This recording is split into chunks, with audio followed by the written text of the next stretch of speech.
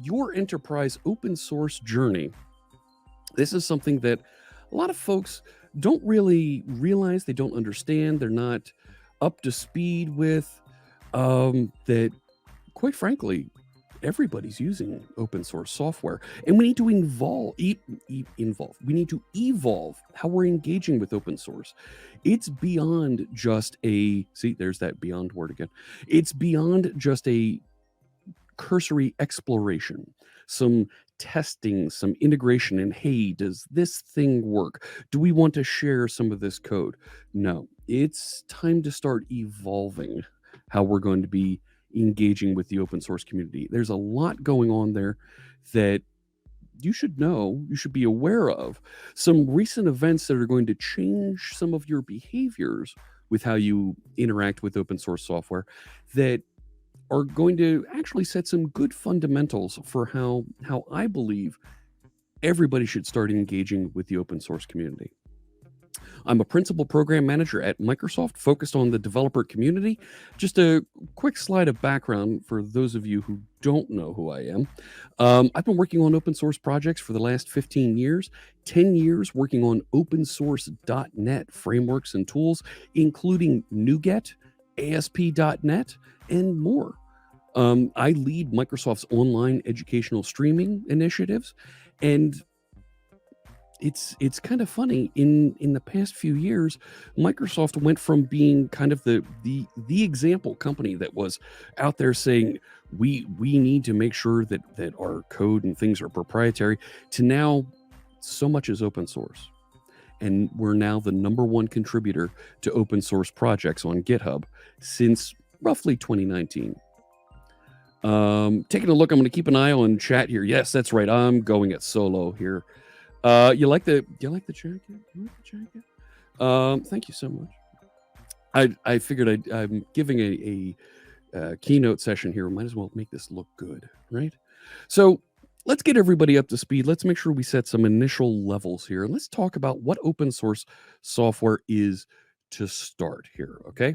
Now, Red Hat Software, they define open source software as software that's released through a specific kind of license that makes source code legally available to end users. Now, there's a bunch of licenses that meet this definition, but typically software is considered open source if either it's available in source code form with no additional cost, meaning users can view the code that comprises the software and make any changes that they want, or the source code can be repurposed into other new software, meaning anyone can take that source code and distribute their own program from it.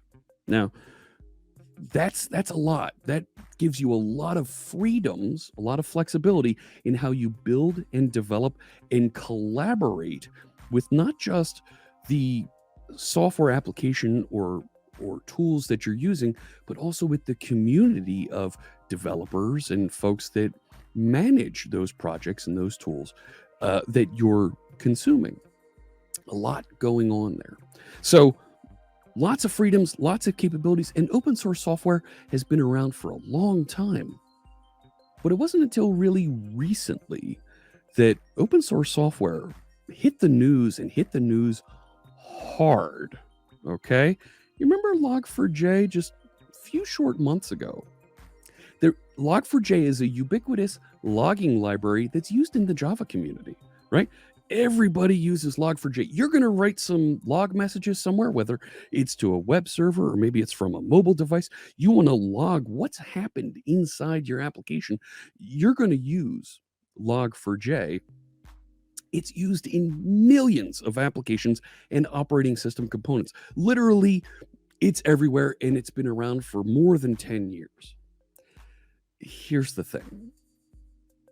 There was a remote code execution vulnerability detected in December 2021 by the folks at Alibaba. Their security team was performing some regular testing, and oops, the code that was contributed that created that vulnerability was actually contributed in 2013. So we had 8 years of this code sitting out there running, and nobody found this issue.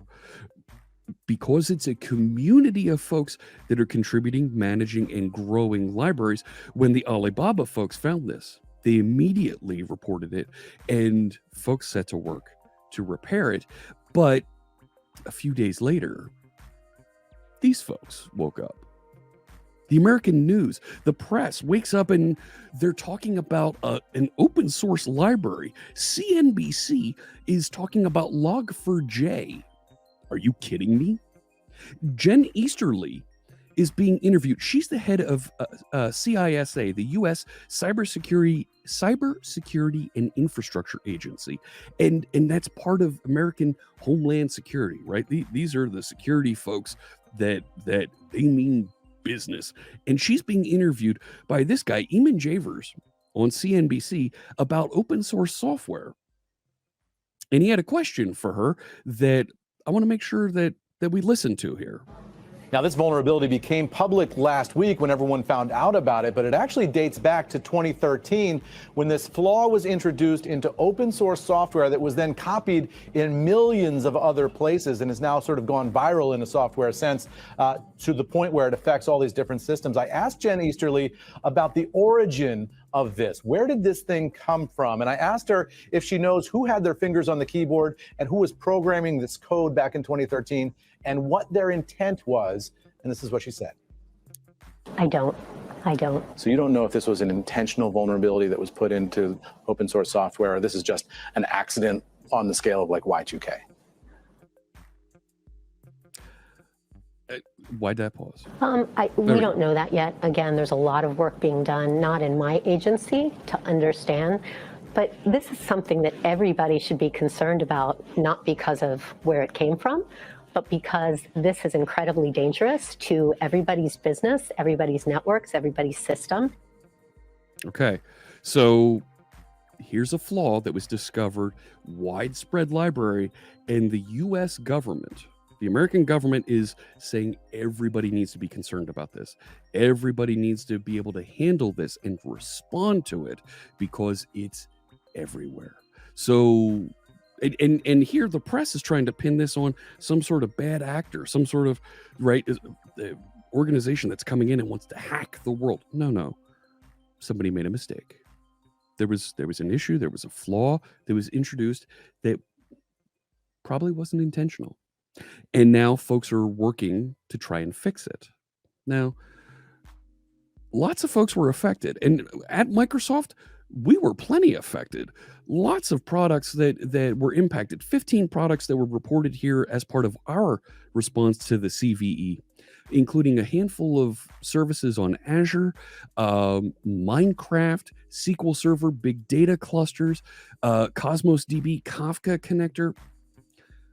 If you're using any of these services on Azure, if you're using Team Foundation Server, and you've been getting your updates regularly, right? Azure is patched, but if you're using some of these other standalone products and you've been getting your updates, everything's being patched regularly, you're patched, you're up to date, you have nothing to worry about.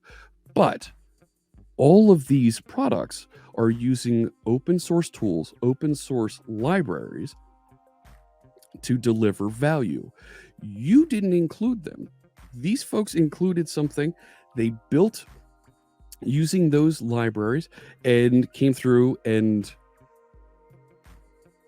inadvertently included a piece of software that, affected everybody. Did I have the wrong effect there? I thought it was that one. So look, open source software is everywhere. It doesn't matter if you have an executive in your organization that says, no, we don't use open source software. It doesn't matter. You do use it. You just don't know it. I'll explain. Most folks point to when they think of open source, the first thing they think of is Linux operating system. Linux operating system, famously open source, famously available all over the place. You can download the source code, you can interact with it, deploy it, and it's the first big project that folks point to and they know of as open source. But there's so much more that's open source out there. Most of the programming languages that you use are now open source, whether it's JavaScript, TypeScript, Python, Java, .NET, Rust, Go, PHP. All of those languages are open source. Their specifications, their compilers, their interpreters, all available open source. Folks can read exactly how they're built and contribute to them freely and easily. That also means that a lot of the references and packages that these languages use are open source. NPM, pip, Maven, NuGet, Docker Hub, just to name a few, they all contain open source libraries and tools that you can use to build software free. That's great. The network protocols and software that you're using in your data centers, those are all open source. They're freely documented, open for anybody to be able to read and contribute to. There's standards so we can be sure that everybody's contributing, everybody's using the same tools and features, and we don't have any discussion. We don't have any issues collaborating because everybody sees the source and knows how everything works together. Now, the browser that you're watching this presentation on, hello, right around here, everything that you're watching this on, it doesn't matter if you're using Edge, Chrome, Firefox, Safari, it's open source. Everything that you're using to watch this is open source. I'll even go you one further. The software used to build the website you're watching this presentation on, and the website that we're using to present this presentation, it's all open source as well. You didn't go out and buy anything. We didn't go out and buy anything. We put together these various pieces and things, and we've delivered a complete service, a complete video presentation and all that with open source technologies. That's the freedom that you get with this type of technology, with the choices that you have that are going to deliver and make a complete solution for you. That's a pretty great thing. So it's not bad. It's all these places, and yes, we had a flaw there, but it's actually a pretty good thing. And when we look at the open source definition, there's 10 tenets that every open source license and consequently every open source piece of software must abide by. So let's talk about those. You must have free distribution. You must be able to get that software free. You don't have to charge to have it delivered to you. It includes the source code. You can see exactly how that library, that application, that tool was built. You can make changes and go and deploy your own new version of whatever that thing was that was built using open source library or open source software that you're using. That's pretty cool. Okay. And the licenses must permit distribution of the source code. Not just you can only get the source code from this location, but you can get the source code along with my copy of the application. I will deliver those all to you as one bundle. Now, these next two tenets are kind of important, and I want to make sure you listen to these two pretty well. The fifth tenet is there is no discrimination allowed against persons or groups. You're not allowed to say, well, these folks don't have enough money. Or these folks, they're from a part of the world that I don't like. Or these people, they work for an organization that I don't like. As soon as you do that and you change and you discriminate against a group of people, you're violating, and you are no longer an open source project. Anybody can use whatever was made and delivered as an open source project. Okay? Yes, I see a question here. I have to share with fascists? Yes, you do. And conversely, fascists have to share with you. It works the whole way around. There is no discrimination. Everybody gets to grow and learn from each other's software. That's a beautiful thing. That also means the second half of this discrimination tenet is there is no discrimination against various fields of endeavor. You can't say, you know what, I don't like space exploration. I think space exploration is a terrible thing. If you're using my software to explore space, to build rockets, to go and land a man on the moon, you're not allowed to use my software. That's that is in violation of the spirit of open source. You're no longer open source at that point, and some of these freedoms and protections that you get from those licenses are violated. You don't have them anymore. All right. Now, the next couple items that define an open source project are all about licenses. Your license must be distributed with the software. That can even be a link back to a central copy of the license somewhere. But a version of that license must be distributed with the software. A lot of folks will put a license text file right in the root of their repository, their source code repository. So it's easy to find, and it's in a common place that folks kind of expect to see that. The license is not specific to your product. You can't go and change and say, well, this is the license for Fritz Project Foo. No, you have to use one of these standard open source approved licenses if you want to abide by the definition of open source. It's kind of important that we don't go and make our own specific licenses for different products and things that we want to use. Your license must also not restrict other software. I can't publish my license. I can't publish my library that's going to do logging and say, you know what, you're not allowed to use this on Mac OS. It doesn't work that way. If folks can compile and use that, then they must be allowed to use that wherever they can compile it. And the 10th, your license must be technology neutral. So additionally, you can't say, well, you're not allowed to use my logging library on a phone. I'm humane here. I want to make sure that you don't use this on any technology that's used for trapping animals, right? You're not allowed to use this in any kind of new mousetrap type of device. Sorry, that's not open source anymore. You've violated the spirit and the definition of open source. Spoiler alert, I see a couple folks in chat that are actually talking about exactly the next topic. So this is what defines open source.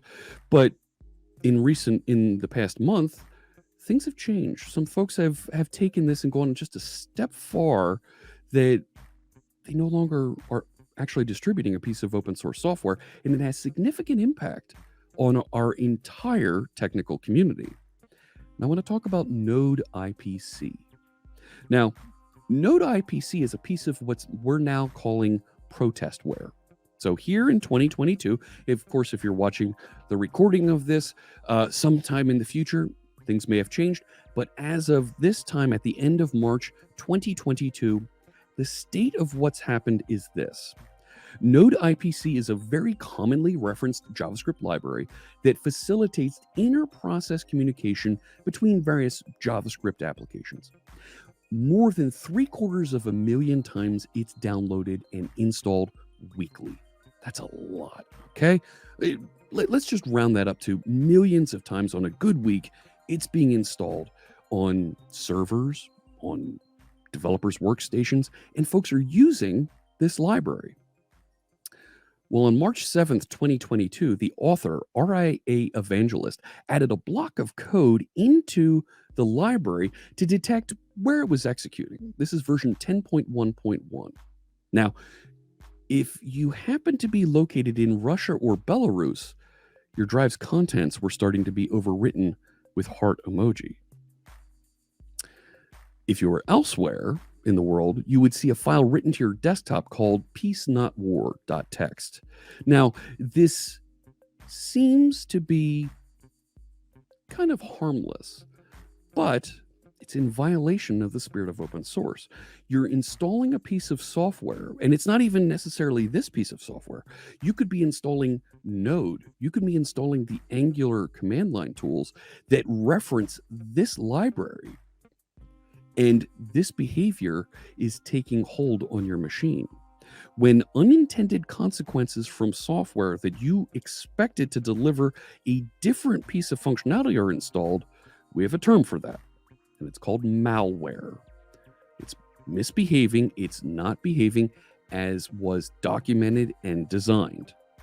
Now, there are folks that fall on whatever side of the political spectrum on the conflict that's occurring right now in Eastern Europe. There's a lot of people that are hurt. I'm not speaking about one side is right or wrong, but when you go and change the behavior of a piece of software in support of one side or the other, you've created now malware, and now you're in complete violation of the spirit of open source. And those projects now that depend on you have a real problem, because now you're violating their trust. Now you're violating a little bit of your quality guarantee. That's a problem. All right. We need to make sure that we handle and manage that appropriately. I'm going to take a quick look here at chat. So iTunes license is a closed piece of software. That's not open source. They can write their license however they'd like. All right. I'm going to continue. So as of version 11 of this piece of software, the location detection code no longer executes, and a smaller file is added instead. That piece, not war, is added instead. Patched version 9.2.2 adds that same smaller file to older versions of the library. So even if you were using an older version of this being referenced inside of other projects, the author went back and now wants to affect you also. So, look, this is a problem. This is something that we all need to address. And this, no matter what side of this you fall on, this is a poor showing to take with a piece of software. Right or wrong in the political beliefs they have and how that affects you, making a change to provide unintended actions from your software is something that's unacceptable in many organizations, regardless of whether they agree with you or not. We need to secure our supply chain. Software packages that you reference and include as you're building larger applications are your supply chain.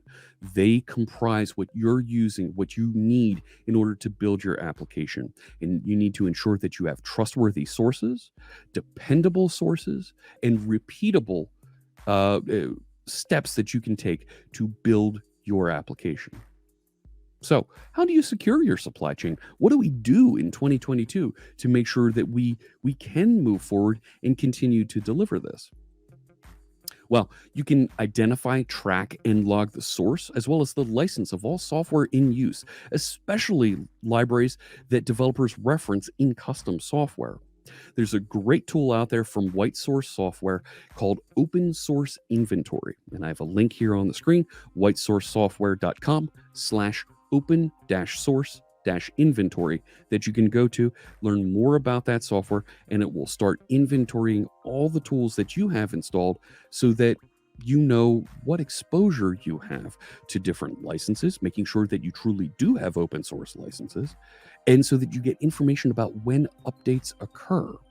That's important. Keeping track of when updates occur so that you know when to patch things. And that's actually the next bullet item here. Manage those dependencies, apply patches when they're recommended from the publishers, the open source authors, so that you get the latest supported features, so that you get all the security patches that are needed. Now, or in the case of the Node IPC library, you don't get those and you handle appropriately and have properly behaving software. And the last thing that you need to do is you need to actually monitor that supply chain, audit the controls that you put in place, and manage those dependencies even more tightly each step of the way. Whether that means introducing two-factor authentication when it comes time to install and add packages into a central repository that you're referencing and using, or perhaps you're taking other steps to making sure that you have just a white list of software that folks can install from. You want to make sure that you monitor and manage that supply chain so that it behaves properly and you get repeatable software that you can build and deliver every time.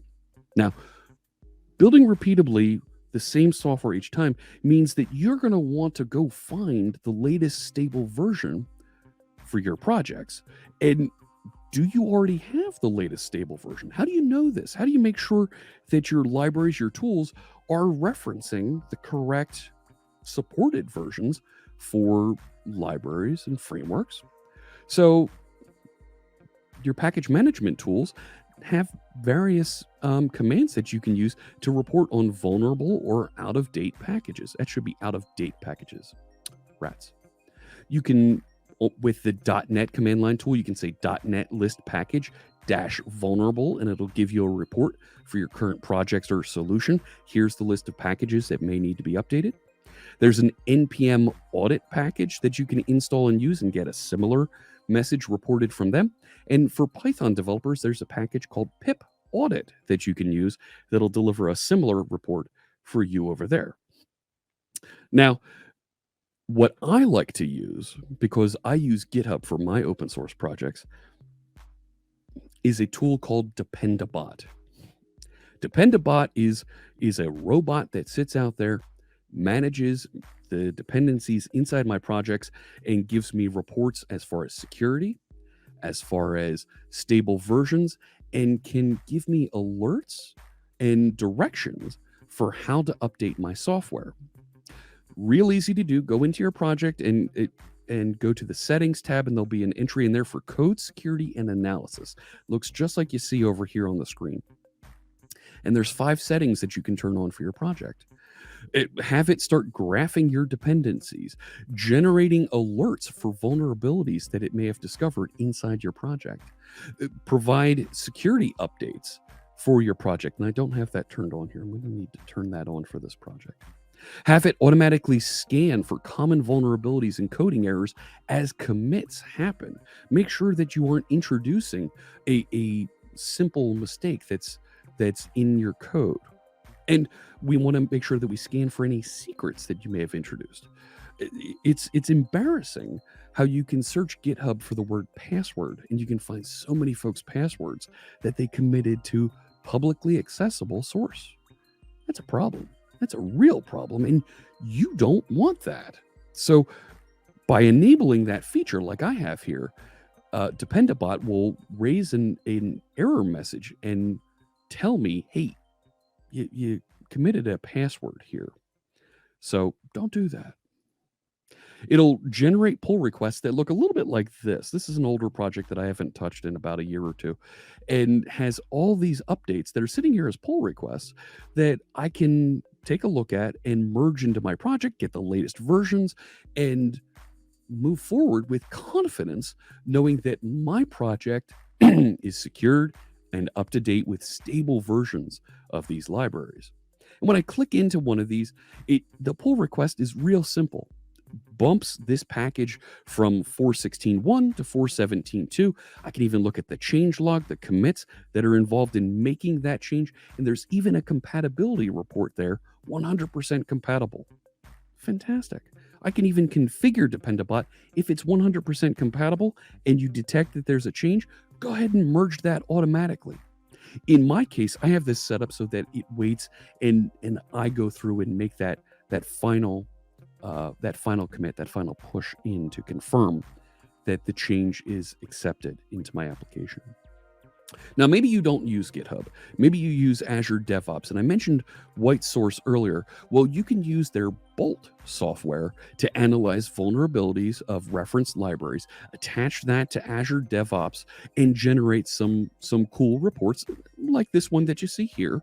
And we even have a lab for you to go through and learn more about how to configure WhiteSource to get these vulnerability reports inside Azure DevOps. Check it out at azuredevopslabs.com/labs/VSTSextend/WhiteSource. And you can see more about how easy it is to get started and add WhiteSource into your continuous integration process, so you know when you're still working with vulnerable packages. And I can't underestimate how important it is to get this kind of feedback in your continuous integration process. Now, chat room, you're all doing continuous integration, right? You're using GitHub Actions, or you're using Azure DevOps or Jenkins or some other tool out there to go and install and make sure that you're building and testing properly your projects, right? Everybody's doing that, right? And I can tell you, even without waiting for the chat room to respond here, that not everybody is. Look, folks are still installing Log4j. Okay, that was the first couple slides we had here. Log4j, the U.S. government is coming out and making statements on the news about this. Everybody needs to go and update this. There is a dashboard on sonatype.com. You see the URL down there at the bottom of the screen. There have been 38 million downloads of affected versions, vulnerable versions of Log4j since it was detected on December 10th. Even more so, more than 10,000, more than 15,000 vulnerable versions are being installed a day. Okay? That's a problem. 44% of the versions of Log4j that are being installed regularly are vulnerable versions. This is a huge problem. Please go install a tool like Dependabot or WhiteSource Bolt, whatever it is that you're looking at, and get the latest version of Log4j into your software if you're building Java-based software. We need to combat and help you make sure we eliminate these types of vulnerabilities in your software so that everybody is secure and has a better peace of mind here. Don't need the NoDocs plugin if all your apps are secretless, right? No. You're going to have some secrets somewhere in your project at some point. All right. So now that we make sure that we have our packages up to speed, we have the latest, most secure and highly supported versions of our packages. Can I get those packages that I need? The reproducibility of building my software. I want to make sure that I can still get them, install and build my projects. Well, that can be another problem when you're building mission critical software. You need to make sure you can always get that source code, that not just that source code, but that library. And that introduces the curious case of LeftPad. Do you remember LeftPad? This one's a little bit further back in time. Let's talk about LeftPad for a minute. This was another bit of Protestware, and it was from back in 2016. So the developer who built a JavaScript library called Kik, K-I-K, was asked very nicely and repeatedly to rename their library as it infringed on the trademark of the Kik messaging system. So this is one of the rules of open source, particularly around packaging, is that if you build a package, if you build a library, and it happens to be the name of somebody else's trademark, you can't use it. That's kind of a violation. And folks are going to ask you nicely, hey, can you rename that? You can't create a Mickey Mouse library. The nice folks at Disney and their lawyers are going to send you a very kindly worded cease and desist to say, please change the name of your library from Mickey Mouse, because that's their trademark. That's their product. Okay. So they asked this developer, hey, that's our product. You named your library after. Can you please change that? The developers refused that. The lawyers got involved, went to NPM and said, look, we tried to be nice here. We'd like to ask for the name to be transferred to us. And NPM gave in and gave the name of the library. The developer got very upset and decided to remove all of their packages from NPM. The problem is, one of those packages was LeftPad. LeftPad was a package that all it did was generate a repeated series of characters on the left side of a string. And it was used in many, many software packages. Millions of applications broke immediately because they were referencing and requesting this library from a content delivery network. Applications that were being compiled, being built and deployed failed because LeftPad was no longer available. And those references all disappeared, and half the internet effectively shouted out in pain, oh my gosh, we can't build, we can't work with our applications. What do we do? NPM, as an organization, took the drastic action of unpublishing the unpublished package, republishing it and taking control over the left pad package to make sure folks could continue to build and work while people migrated to a different package and took left pad offline. As of today, left pad no longer exists on npm, and there's a new package out there. I believe it's called repeat character or something like that. So this is something that really damaged a lot of folks because they had one place they went to get that package. And folks thought they would check out and see, well, what did the other repositories do about this? I was the manager of NuGet at the time. And wouldn't you know, on the NuGet repository, somebody created a kick package and somebody created a left pad package. Didn't put anything in them, but just created them just to see what Microsoft would do. But here's the thing. NuGet, like NPM now, is idempotent. You can write to it. You can create new packages. You can create new versions. You can unlist those packages, but you can't remove them. They stay out there. They're available for folks who built and referenced and depend on your libraries, and to ensure that they can always build and work with that. Now, as an enterprise, as an organization that's building and working with packages, with open source software, I strongly recommend, for backup purposes, when you snap a new release, when you ship a new release of software and you depend on libraries, grab a copy of those package references, store them locally, store them offline, put them in escrow somewhere so that you can always build from them. 99.9% of the time, you're going to be able to build from the online sources, without a doubt. But if something happens and there's an outage, there's a disconnect in the network, right? That not just that service goes down. Maybe there's a problem and there's an outage at your place of business. You need to be able to get to that software, and you may need to be able to rebuild it. And if you have the source available completely, including all the packages, it's going to give you peace of mind that you can continue to develop and build and work with those libraries in the future. Yeah, Java Grunt, you remember dealing with that issue? Absolutely. Lots of folks dealt with this issue. It was a weird afternoon or two on the internet that day. Now, we mentioned this developer had a package named Kick, but it wasn't related to the Kick messaging system, the Kick messaging application. Is that really my dependency? Is that really the library that I think it is?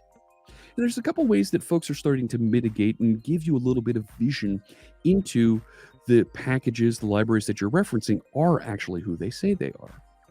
NPM has since rolled out a feature called Package Scope. It allows you to see the organization, an approved organization, and there's only a very limited number of these out there, that owns a package. Okay, so larger organizations will have their own scope.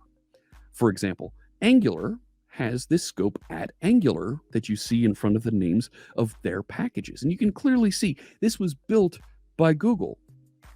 And it's the Angular framework, and it version 13.3, and it was just built a few hours ago. I took this screenshot yesterday. Fantastic, right? I know that that's Angular, and I feel good installing this because that's from the Angular scope, and I know who those people are.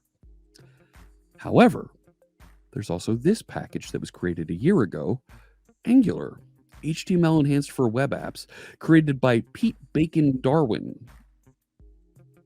That's not the same Angular. So now I need to know and be aware of, when I'm installing Angular, I have to use the scope to make sure that I get those trusted sources for the Angular packages that I want to build and work with in my application. That's a good thing to help raise visibility of exactly who owns and manages and is approved as a known manager of a project. You can't just have anybody creep in there and create an @Angular package. Only the Angular team can create those. Now, NuGet does something similar. We have reserved prefixes for verified package owners to ensure that you know the package comes from that team. Great example of this is the System and Microsoft prefixes for packages on NuGet. So system text JSON with its 336 million downloads is verified. It's got that blue check. You know that it was built and managed by Microsoft because it's got a system prefix. Nobody can just create a system dot Fritz's whiz bang cool library and it's out there and folks are going to use it. No, no, no. System is only available for Microsoft official libraries to publish. Conversely, we have things like f#.systemTextJSON. Well, that's not written by the F# team. This is written by this person, Tarmill, but it's not an official package. Buyer beware that if you're going and using this package, that it's not the official Microsoft F# team's packages. Okay, so you know, and you can interact with and grab prefixes that are appropriate for the packages from larger organizations that you want to depend on. In chat, Thindall asks, how can I verify my own prefix? There are processes available on both NPM and on NuGet for you to apply, request a prefix, and have that made available to you.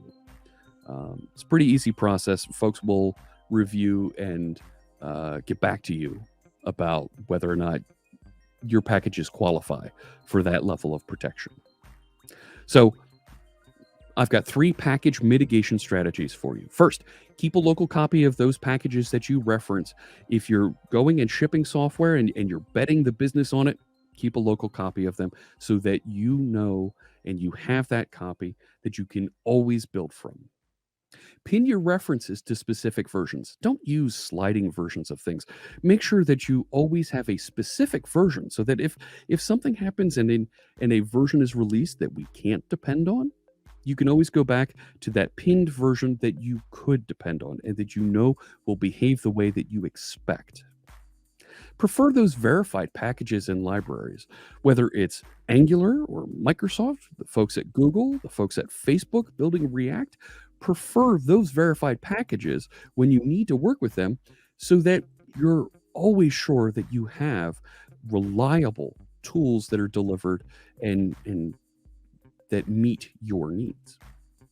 Now, this comes back to the Log4j problem again. The development team of Log4j is a group of hobbyists.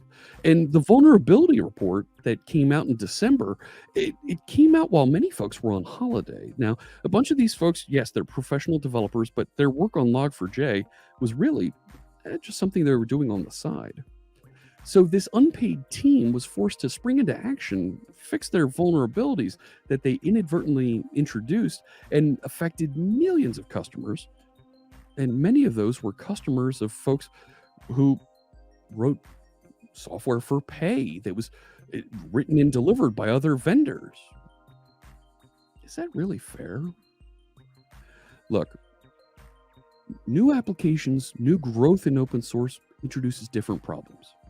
If we create a new node application using Express and we install it like I did in the screenshot over here, you're going to get a package vulnerability check immediately. No packages were found to have any vulnerabilities here, but 2 packages are looking for funding. Okay. Good packages, good projects need good sponsors. When a project reaches critical size, authors need sponsors to encourage them, to support them. It takes time and focus to provide support to these projects. And if the author is spending more and more time doing that as the project is being used by more and more folks, well, they're not spending time working for someone else, spending time with their family, and that's a big demand on folks. You're absolutely right, Java Grunt. The internet is held up by software written by unpaid hobbyists. It is. Sponsoring a project gives your organization access to the authors and the direction of the project. They'll typically give you a little bit more influence in how they want to develop that project. It also gives credibility to the project and can increase visibility and usage of that project. So now more folks start using that project, and now more folks will be sponsoring, contributing, helping out with the project, and you get new features from some of their concerns as well. Ah, okay. Now I scratch your back, you scratch my back. That's pretty cool. Sponsorship comes in many forms. Many developers have a GitHub sponsors page. The entries that you saw there when I installed Express, those were GitHub sponsor pages that were being referenced. You can sponsor these projects for as little as $5 a month. Buy someone a coffee each month. And if enough people do that, they've got a pretty decent little bit of income to help cover their costs as they're building their software. You can also make a one-time sponsorship payment to support those folks. Real easy to do, and quite frankly, significantly cheaper than paying for your own software developers. Other folks have Patreons, Ko-Fi websites out there, these creator-focused sponsorship deals. I called out Open Broadcaster software here. This is a piece of software I use to help with live streaming. And there's a bunch of different sponsorship levels out there. There's large corporations donating tens of thousands of dollars a month, but you can donate as little as $2, $10, or $20 a month to help the development of this key piece of software that many folks use to create content on YouTube, Facebook, Twitch, Twitter, LinkedIn. It's a great piece of software out there that I support, and I hope you check out and support as well.